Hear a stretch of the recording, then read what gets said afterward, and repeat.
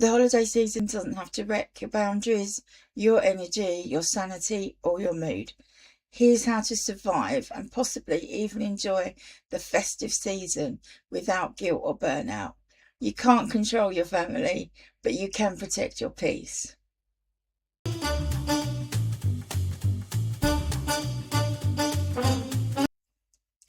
Hello, Queen Bees. I'm Tasha B, aka the Sweary therapist, and I transform beautifully introverted women over 40 into women with their own emotional empowerment without experiencing burnout, guilt, stress, and people pleasing.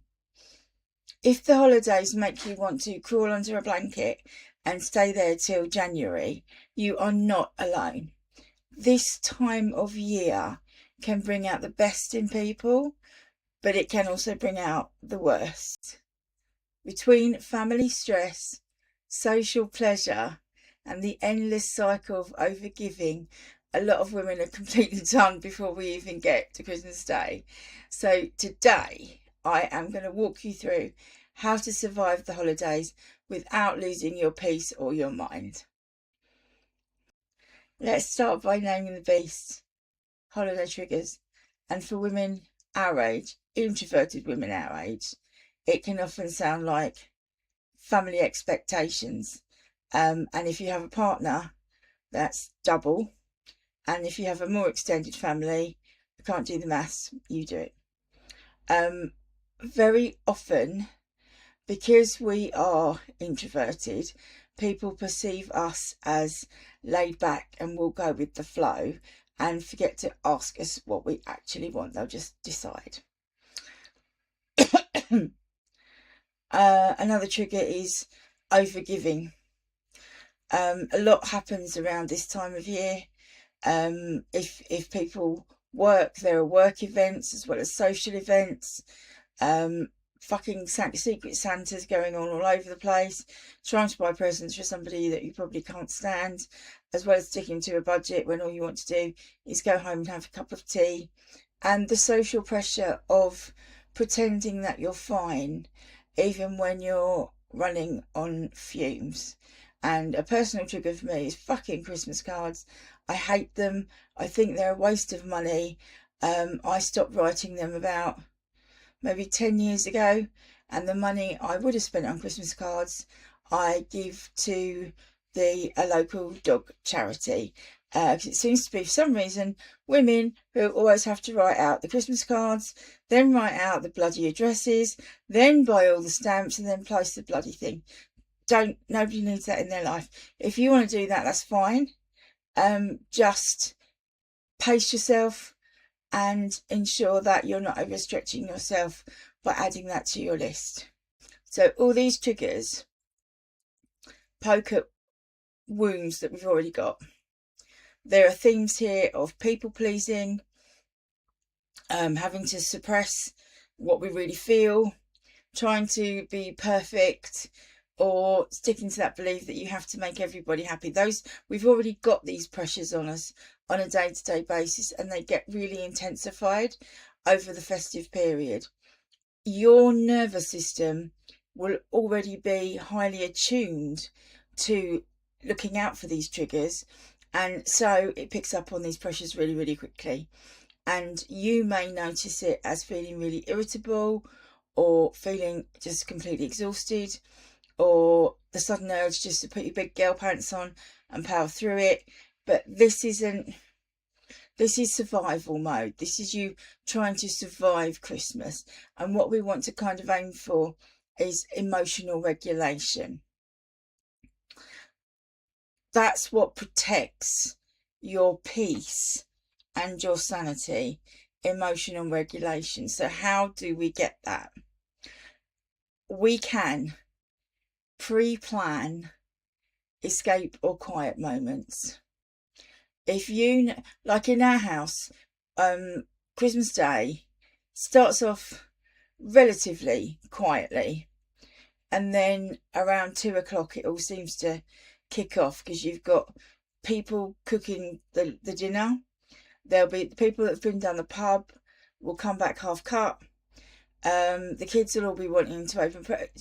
It's just all too much. So before 2 o'clock hits, schedule 5 minutes to, I don't know, just sit on the toilet and deep breathe, or go for a quick walk. Just have some 5 minutes of peace and quiet to yourself, because your nervous system thrives on predictability. So if you can give it small, guaranteed moments of safety, you're well on your way to emotional regulation. You can also, it's really okay to set gentle boundaries with family and friends. It's not about what's the word I'm looking for? It's not about confrontation. It's about clarity. Things like, I would love to come and see you. That's fine, but I will have to leave at this time.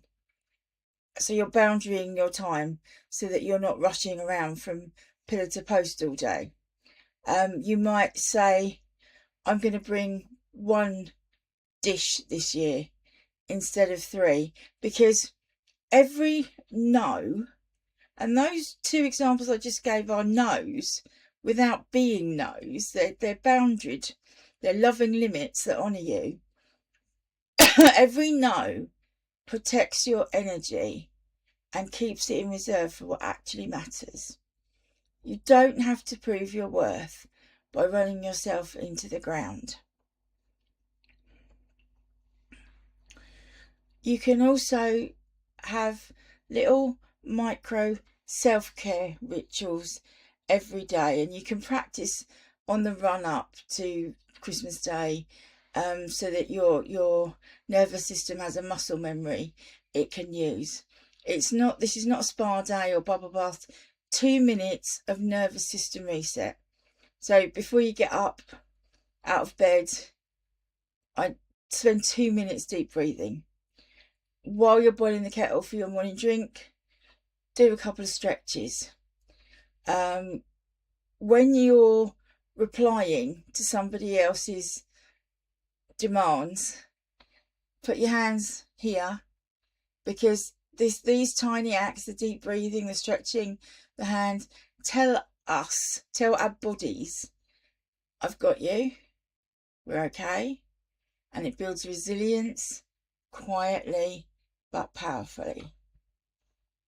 So, to summarise, here is your 3-step holiday survival plan. Number 1, pause. Notice your triggers.